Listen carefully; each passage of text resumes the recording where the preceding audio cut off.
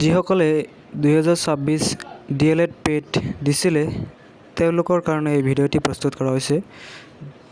তেওঁলোকে ভাবি আছে চাগে নিশ্চয় যে এক্সামটো দিয়া হ'ল, কিন্তু এতিয়া এডমিশ্যন কেনেদৰে হ'ব। গতিকে সম্পূৰ্ণকৈ চাই থাকক ভিডিঅ'টো। ইয়াত সম্পূৰ্ণ বস্তুসমূহ ক্লিয়াৰ কৰি দিয়া হৈছে।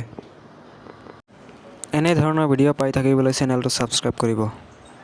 27 তাৰিখে ৰিজাল্ট ঘোষণা হোৱাৰ পিছত 28 তাৰিখৰ পৰা 31 তাৰিখৰ ভিতৰত ফাৰ্ষ্ট ৰাউণ্ডত কাউন্সেলিং হ'ব, অনলাইন কাউন্সেলিং হ'ব। তাৰপিছত ফাৰ্ষ্ট ৰাউণ্ডৰ কাউন্সেলিঙত যিসকলে ছিলেক্ট হ'ব তেওঁলোকৰ নাম 3/8/2026 তাৰিখে SCRT-য়ে পাব্লিছ কৰিব। আৰু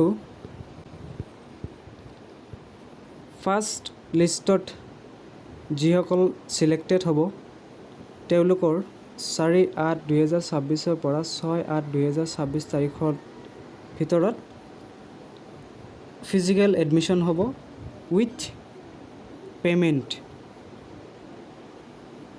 গতিকে যিসকলে ফাৰ্ষ্ট ৰাউণ্ড কাউন্সেলিঙত ছিলেক্টেড হ'ব তেওঁলোকৰ নাম 3/8/2026 তাৰিখে পাব্লিছ হ'ব আৰু 4 তাৰিখৰ পৰা 6 তাৰিখৰ ভিতৰত তেওঁলোকৰ ফিজিকেল এডমিশ্যন হ'ব।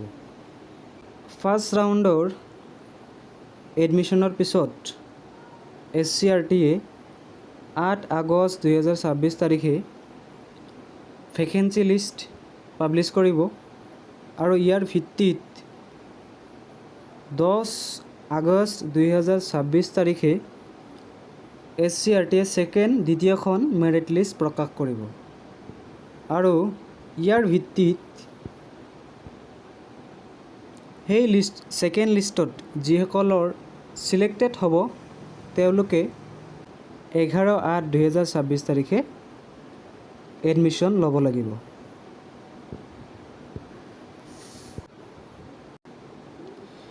ইয়াৰ পিছত 13/8/2026 তাৰিখে দ্বিতীয়খন ভেকেঞ্চি লিষ্ট পাব্লিছ কৰিব আৰু সেই লিষ্টখনৰ ভিত্তিত 14/8/2026 তাৰিখে second time online counselling start হ'ব। অৰ্থাৎ ফাৰ্ষ্ট কাউন্সেলিঙত যিসকলে কৰিব পৰা নাই বা তেওঁলোকে এডমিশ্যন ল'ব পৰা নাই বা ছিট পোৱা নাই তেওঁলোকে এই 14/8/2026 তাৰিখে অনলাইন কাউন্সেলিং কৰিব পাৰিব আৰু 16 আগষ্ট 2026 তাৰিখে থাৰ্ড ৰাউণ্ড অৰ্থাৎ তৃতীয়খন মেৰিট লিষ্ট SCRT-য়ে প্ৰকাশ কৰিব আৰু 17/8/2026 তাৰিখে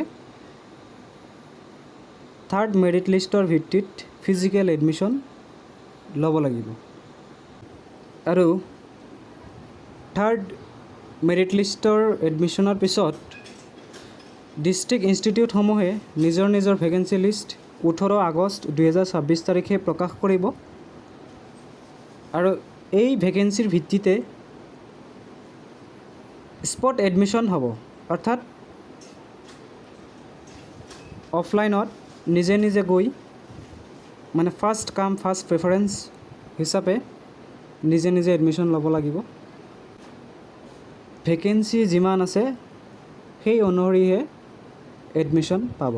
যিমানখিনি ভেকেঞ্চি থাকিব সিমানখিনিয়ে পাব।